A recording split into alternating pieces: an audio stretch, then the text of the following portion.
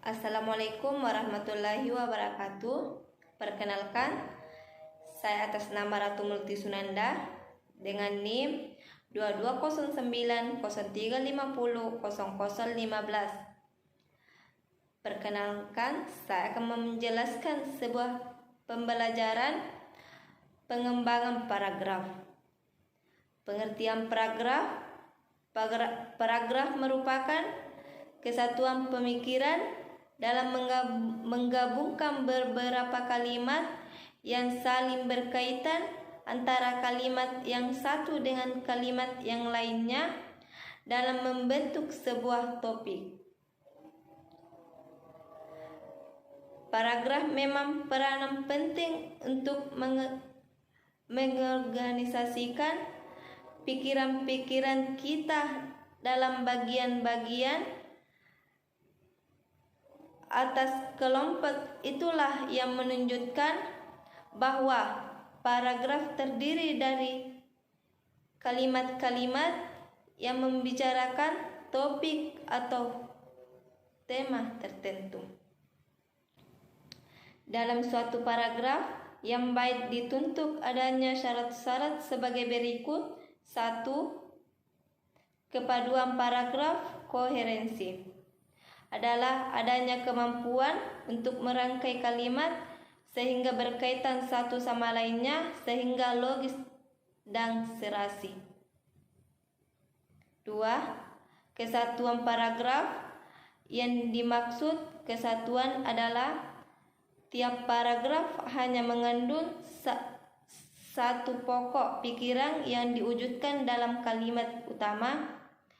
Paragraf dianggap mempunyai kesatuan jika kalimat-kalimat dalam paragraf itu tidak terlepas dari topiknya atau selalu relevan dengan topiknya. 3. Kelengkapan paragraf. Kelengkapan paragraf ditandai dengan adanya kalimat-kalimat penjelasan secara lengkap untuk menunjukkan pokok pikiran atau kalimat utama. Ciri-ciri kalimat penjelasan yaitu berisi penjelasan berupa rincian, keterangan, contohnya, dan lain-lain. Pengembangan paragraf. Paragraf merupakan bagian dari kerangka atau bagian dari tuturan pokok yang pembicaraan yang terdiri dari satu kalimat utama dan beberapa kalimat penjelasan. Kalimat utama adalah pernyataan yang menjadi inti cerita atau gagasan utama dalam sebuah paragraf, sedangkan kalimat penjelasan merupakan yang menjelaskan gagasan utama atau pernyataan atau melengkapi kalimat utama dalam sebuah paragraf. Perlu kita ketahui bahwa paragraf memang peranan penting dalam proses penulis mengarang, karena mengarang adalah proses dari pengembangan kalimat topiknya. 1. Metode pengembangan paragraf. Pengembangan paragraf adalah pengembangan atau perluasannya. 1. Metode pengembangan paragraf. Pengembangan paragraf adalah pengembangan atau perluasan dari inti kalimat utama dalam suatu paragraf. Pengembangan paragraf dan mengembangkan paragraf dapat dilakukan dengan beberapa cara, yaitu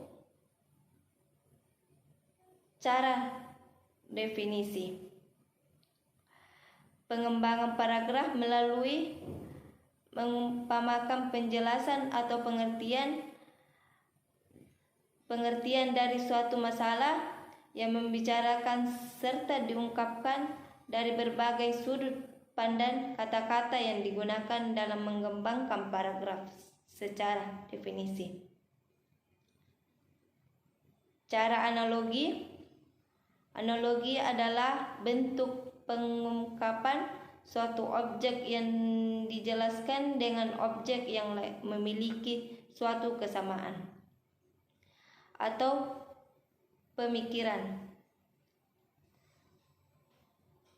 Biasanya dilakukan dengan bantuan keisaan.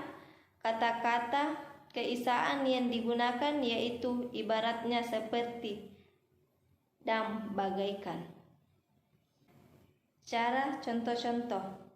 Contoh-contoh disajikan sebagai gagasan penjelasan untuk mendukung atau menjelas gagasan umum agar mudah dipahami oleh pembaca.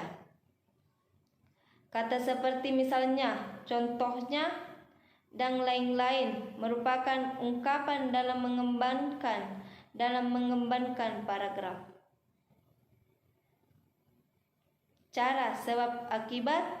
Cara sebab akibat sering juga disebut dengan kausalitas. Mengembangkan paragraf, cara ini dapat dilakukan menyajikan sebab sebagian gagasan penjelasan atau sebaiknya disajikan akibat sebagian gagasan pokoknya utama diikuti dengan penyebab sebagai gagasan penjelasan. Cara perbandingan.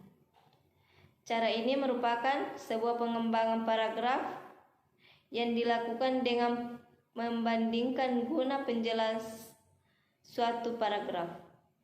Biasanya menggunakan ungkapan seperti serupa dengan seperti halnya. Demikian juga sama dengan sejalan dengan akan tetapi, sedangkan dan sementara itu. Cara pertentangan, yaitu cara pengembangan paragraf yang biasanya menggunakan ungkapan-ungkapan seperti berbeda dengan, bertetangga dengan, sedangkan lain halnya dengan akan tetapi, dan bertolak belakang dari. Cara klasifikasi. Cara klasifikasi adalah pengembangan berdasarkan ciri-ciri tertentu. Kata-kata ungkapan yang lazim digunakan yaitu dibagi menjadi, digolongkan menjadi, terbagi menjadi, dan mengklasifikasikan. Implementasi paragraf pada jenis tulisan. 1. Deskripsi adalah karangan yang bersifat melukiskan, menggambarkan suatu dengan jelas dan terperinci. Tujuan ialah memberikan pelukisan atau gambaran terhadap suatu pelukisan atau gambaran terhadap suatu dengan sejelas-jelasnya sehingga membaca seolah-olah melihat, mendengar dan merasakan hal yang deskripsikan. Yang kedua, argumentasi. Argumentasi adalah karangan yang mengutamakan gagasan, mendapatkan dan ide yang menyatakan alasan dengan tujuan menginginkan membaca terhadap gagasan dan ide yang diungkapkan penulis. Yang ketiga, eksposisi adalah karangan yang bertujuan menjelaskan, menerangkan, dan memberitahukan suatu peristiwa atau objek dengan tujuan agar orang lainnya mengetahuinya. Yang keempat, narasi. Narasi adalah karangan yang mengisahkan suatu peristiwa yang disusun secara kronologis. Sistematika waktu, wacana, narasi disebut juga karangan kisahan karena isinya menceritakan suatu peristiwa atau kisah secara seseorang. Yang ketiga, eksposisi.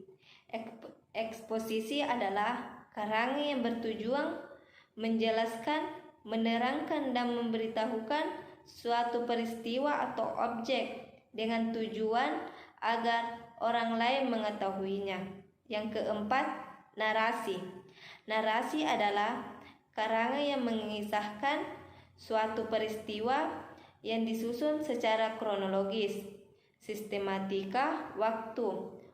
Wacana. Narasi disebut juga karangan kisahan karena isinya menceritakan suatu peristiwa atau kisah seseorang.